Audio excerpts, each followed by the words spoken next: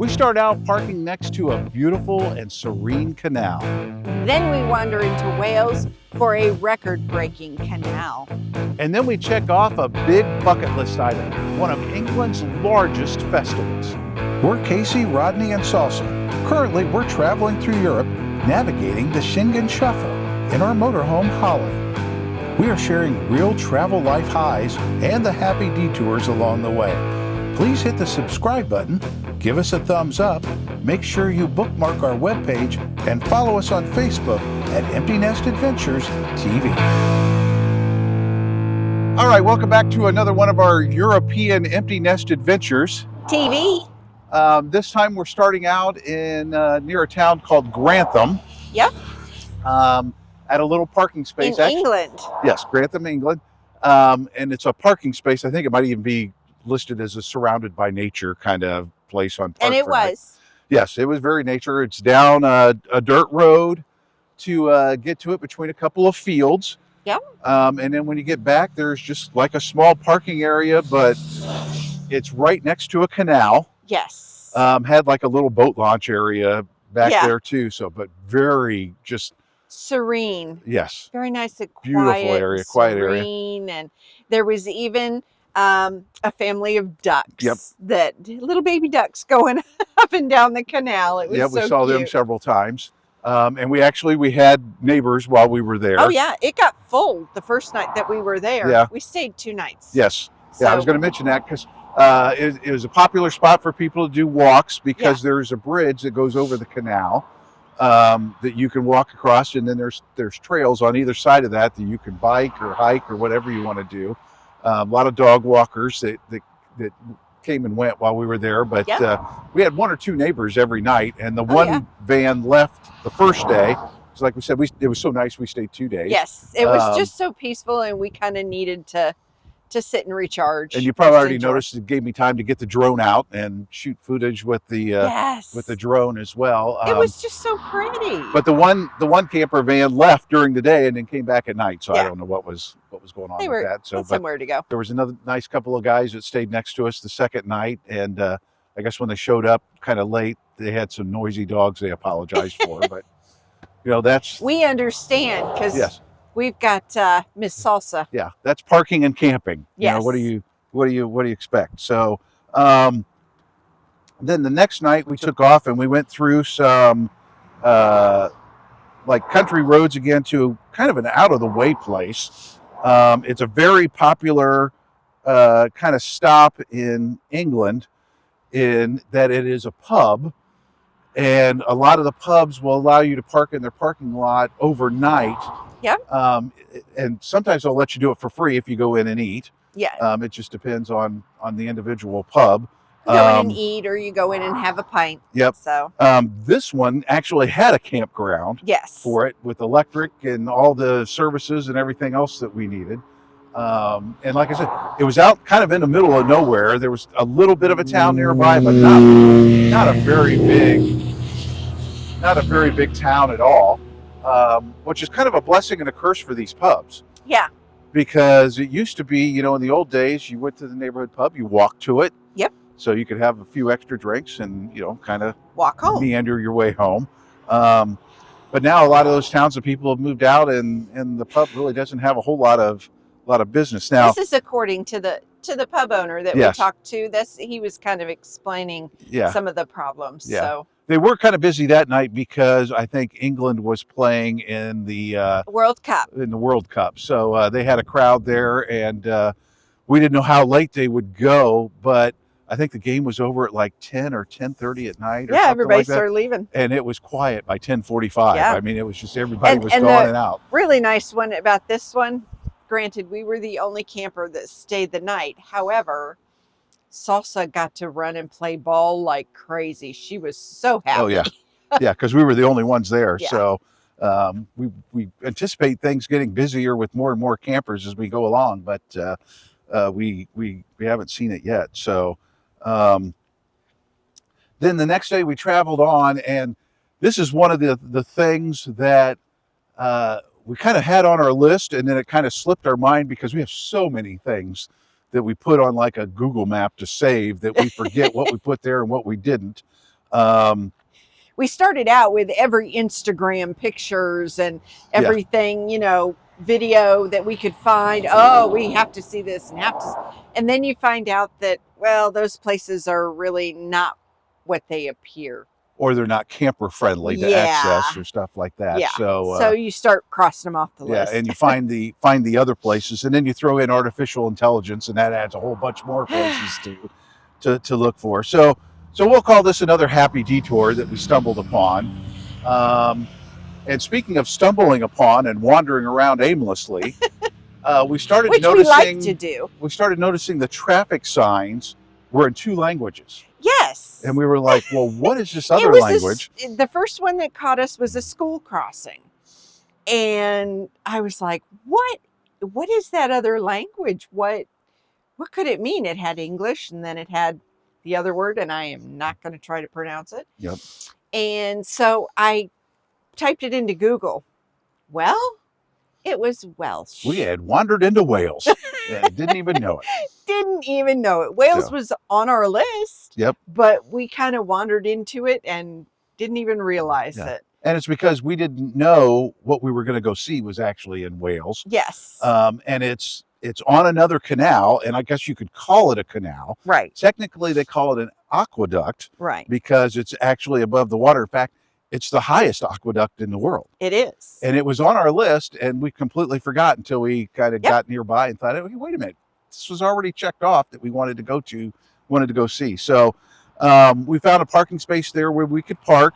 It was a parking lot. An it was overflow parking lot and trucks could park there, and commercial vans and things like that, and campers. Yep. And so we weren't alone. We went ahead and we stayed there 2 nights, so we could have just the full day to go over and walk over to the canal, and we took the boat trip over the aqueduct. We can slow down a little bit more in England, or in the UK, because we have a 6-month visa. It's not the 90-day visa that we had in the EU, in Europe. Yeah. In England, we have a 6-month visa. So we can take that extra night. We don't have to be on the go to get somewhere. Plus, we had some extra days because we have a big event that was is one of our big bucket list items that we had.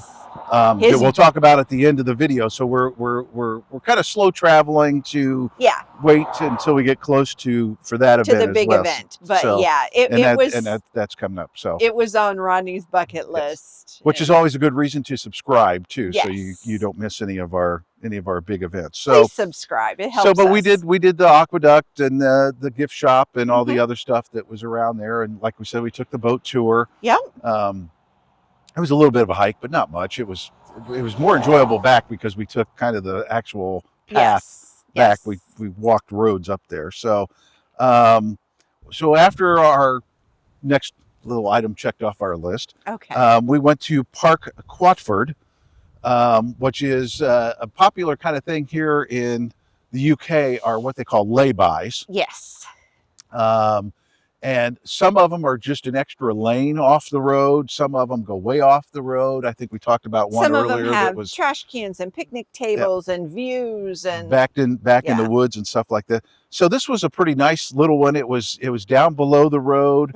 There was a place there that looked like it was maybe a pub or a restaurant or maybe even an inn or some kind that was not open. Right. So it was pretty easy to find parking around there and stuff. There was people that were having a party in the playground or something nearby pretty much all day long, but nobody bothered us, and we had a pretty quiet night there. So as you can probably tell, we spent a few days out, so we needed services again. So we stopped at Millhouse Camper, and this is kind of unique because it is a campsite and boating site. Yes. So you can pull in there and moor your boat and camp if you want in the area. They had little canals and so forth, and they had several boats in there. Yep. A lot of the people that were there were for extended stays. Yes. So it's they have the advantages and disadvantages. Wasn't a great place to stay, but It worked. we had a good night for what we needed. So, and we're easing closer to our big event. In fact, the next night that we stayed was it's called Park Evesham. We had a nice drive through the countryside. Yep. Out there. England is very pretty where It's we beautiful. are. For reference, we're like southwest of Birmingham. Yep. Out in the country. And this place was really just kind of like a turnaround. It had a weird setup on the road that the way it went one way or something like that, you couldn't actually get out onto the road that we got onto it on. I don't know what the reasoning for it was, but it was confusing to me. So traffic pattern was a little odd. But it gave us a nice little space to park. The only thing that we got interrupted by were the guys mowing the lawn in the morning, but they didn't bother us or anything. Nope. So, but we did start noticing the heat was coming back. Yeah, it started getting hot again. Yeah, so... and they started talking about, oh no, we're getting another heat dome. Yes, yeah, and we're supposed to be in areas where it's not supposed to be hot. Yeah, England. You know, it's England. It's supposed to be cold and rainy. Cold and rainy. Yeah, no chance of London fog anywhere near here. Yeah. So we went from there, and we went to a place that's really close to the big event. It was like 8 kilometers away, I think it was. And it's called Camp Farm Church. There was a church there. I guess that's why it was called that. There wasn't any other reference that I saw that would make it a church camp or anything like that. Mm-hmm. We stopped and we got groceries before we went there to get stocked up because we knew we were going to be There's a great grocery store called Sainsbury. And for 2 people, they have different meats set up in, they're either marinated or, you know, they have chicken breasts with bacon and cheese on it. They have 2 individual steaks with garlic butter or peppercorn butter. You can choose. And they have just tons of them that they're easy to cook. They're already taken care of. All I have to do is take the plastic off, put them on, put them in the oven, and 30 minutes later we have our meat. Yep. And some of them, they have deals where you buy 2 of those and 2 sides and a bottle of wine for like 18 pounds. Yeah. Just they're very well set up. So to get to this campground again, and this is something that kind of baffles us about English campgrounds, is driving down narrow lanes where usually one lane. Yeah, it would be impossible for 2 campers to pass each other. So I don't know, unless they have pull-offs, which they did. But this one added a fjord into the mix. Yeah, we had to drive through a stream. And it said, in wet weather, be careful because it'll be too deep. Yeah. And we were like, okay, so how long ago did they have rain? Yeah, it was only a couple inches deep, so it was nothing, nothing to get across. And then when we got there about our normal time, about 3 o'clock. And we are 2 days out from the big event that's happening nearby. So the campground area was basically empty. I think there was I wanted a couple of days so that, we hit the grocery store and filled up, and I needed to do laundry, showers, and get all that done. Do the services, Cousin Get the camper powered up from electricity and everything. Get everything set. So we got to pick our spot, and we picked the best spot, I think, there for the we heat. had shade most of the day. Yes, considering that was an open field. Oh man, was it hot. Yep. So the first day, there wasn't very many people that showed up, but boy, the second day, it got full. Yeah. And I think I have a picture of it empty and a picture of it full that you'll see. And you'll notice that a lot of it are motorcycles. And there's a reason. And that's because Thursday morning we got up early, 6:30 in the morning. That's early for us. I'm a 10 o'clock kind of gal. Yeah. So we left the campground about 7 o'clock to try to get over to the camper check-in for the Adventure Bike Festival. Yes. Which is what we were going to. And we got there about ABR 7:30. Festival. The gates opened at 7, and we were probably, 150 to 200 range in line in the camper. And then you get out of your camper and you get into another line to do your check-in and sign your waiver and everything else. And we made a couple of friends while we were in the line, while we were salsa helps with that. Yeah. the one guy, his buddies kept calling him because they rode their bikes in and had a camp set up. And they were already he had all the done. gear, and they were calling him and saying, why aren't you here yet? Why aren't you here yet? So obviously the camper check-in was a little bit slower than the other. It took us about 2 hours in total. Yeah, we to got check to in and get to where we were parked. We got set up and parked about 9:15, I think it was. So, and it was getting hot. Yeah, it was very, very hot. Yes. So, and we were parked. Everybody was parked in the open. There's no shade there. Just to give you a little hint about what this is, 20,000 motorcyclists were there. Yes, 20,000 motorcycles. Yeah, there's about every manufacturer you can think of that makes an adventure bike was there, and some that don't. And there's trails that you can ride if you get a trail pass. Dirt bike trails. There's other rides around. The Bog of Doom. Yes, the Bog of Doom. They even had a camera and a screen on it so you could watch the Bog of Doom. So Thursday. And they have concerts every night. Yep. They had an AC/DC group. They had an Elvis group. Fleetwood Mac group. I mean, Tin Lizzy, which most of you probably have never heard of, but they're one of my favorite bands. So that was good. And I mean, it was really the music. It's getting as known for the music side as it is for the motorcycle side. Yeah, it's one of the biggest music festivals too. You do the motorcycles during the day and you do the concert at night. Yeah, so we didn't do a lot Thursday. We just kind of walked around to try to get the lay of the area and see where everything was and what we might want to do in the future. It was a good, we ended up walking, 4 miles? I think it was, but it was very hot. It was so hot. And they had giant tents set up that people would go under and sit in the shade to get away from the heat. But for me, health reasons, it wore me out. Yeah. I wasn't sure I could make it back to the camper at one point. I was really worried. Yeah, so you kind of took Friday off. Yeah. And I went back down there Friday and just wandered around for a few things. But the one thing I wanted to do was, I guess I can call him a friend of mine, he rode his motorcycle around the world. Yes. I think it took him 8 years, wrote several books about it that I've read. And we highly recommend them. He is a wonderful, nice guy. Yeah, wonderful guy. And so I watched his presentation. Interestingly enough, the 3 guys that were camped right next to us were sitting there too. So I ended up sitting with them. So they helped me get the motorcycle off the rack, and they were interested in talking to us all the time and everything. So some friends that we met. The only name I remember is Matt. So, Matt, if you're watching, hello. So after I met with Sam and I got a picture with him, I kind of walked around a little bit. The first thing I saw was like this funeral service motorcycle thing that you could put your casket on the motorcycle and be ridden to your final resting spot, I guess. There was another thing that was called wheelie helper, which is a thing that you get on that helps you kind of simulate how to do a wheelie and stuff. So it was kind of cool. And then another big thing that we saw that was promoted before we got there was a food truck that was made from an old fire truck. It was kind of a cool. And being the wonderful husband he is, and knowing I wasn't feeling very well and it was still really hot, he brought dinner home. Yes. Yep.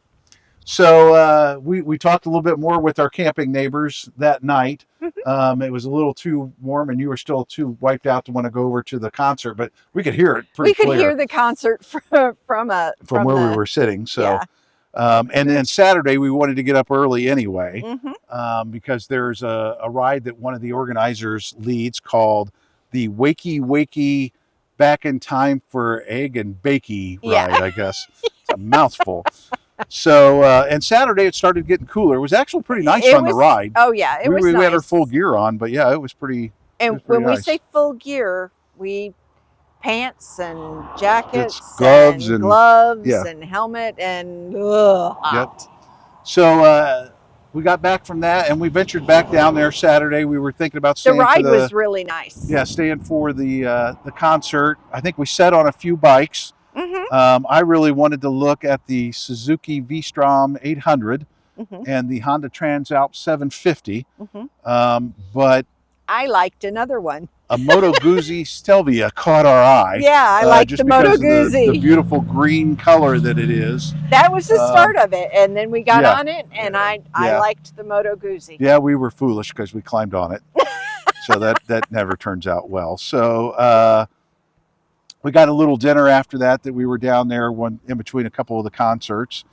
And so then Sunday is the last day, and Sunday's kind of a wind down day where typical of a lot of these festivals, the people start packing up on And you Sunday. had signed up for something Yeah, I fun got up for early Sunday. and I went down to there's Phoenix Training, I think it's called, was having off-road training classes. Right. And any of these classes and these demo rides, you got to get up at like 5 or 6 o'clock in the morning and line up at 6 o'clock when they don't open registration until 8. Yeah. To get there, to even get in line to get any place, to even try to get one. So here it is. In fact, they do still it. hot. Yeah, they do. He got in his motorcycle gear and went and left in hopes of doing it, and I slept in. Because the demo rides, the way that they do it is that they open at 8 o'clock for the morning rides, and then I think they open again at like noon for the afternoon rides. But even for at noon, you got to be there at 10 a.m. to sign up for it. So it's just, I didn't even bother with that, and there was some licensing issue too, that whether I'd even be able to ride it. Yeah, the demo ride we didn't have. He didn't have the off-road ride. They didn't worry about your license because you weren't going on the road, so it didn't matter. So so we took the little lesson. It was myself and 4 other guys. 2 of them knew each other. The other guy, he had taken a class before, so he was kind of one up on the rest of us. And of course, Rodney rode dirt bikes all growing up. I mean, started at age 4 or 5. Yeah, it's a lot different. And it feels a lot different when you're older. It was I thought it was a pretty challenging ride to go through there. It was, my heart was pounding, and I was pretty excited about it. So we met, you actually walked down to the market area, and we had breakfast. I met him down there. So Salsa and we were kind of at the end of the buffet breakfast, so we didn't get everything that we wanted. But, and that was pretty much it for the festival. We kind of went back and we packed things up. The guys next door helped get the bike loaded back up on the rack, and it was really kind of neat because they don't actually close down until like 5 p.m. But there are people who are leaving at 7 and 8 and 9, so you're not all bunched up at the exit like we were coming in. Yeah. Everybody just kind of left, and things were packing down and getting less and less, and there was a steady stream. Yeah, I mean, it was slow to get out, but it was nothing. Nothing. I mean, it wasn't really backed out. We kept moving, and we got out, and we didn't go far again because we went right back to the campground we were at. Yeah, we went back to the farm church camp, so I could do laundry and back across the fjord. Yep. Just so we could get everything all set and redone so that we could continue on. I think there were a few people that did the same thing we did after that too, because you don't know how tired you're going to be after that, and how far you can ride or drive after you've been at a festival for 4 days and heat like that. So that's where we were parked. Yep. And that's where we will end this Empty Nest Adventures TV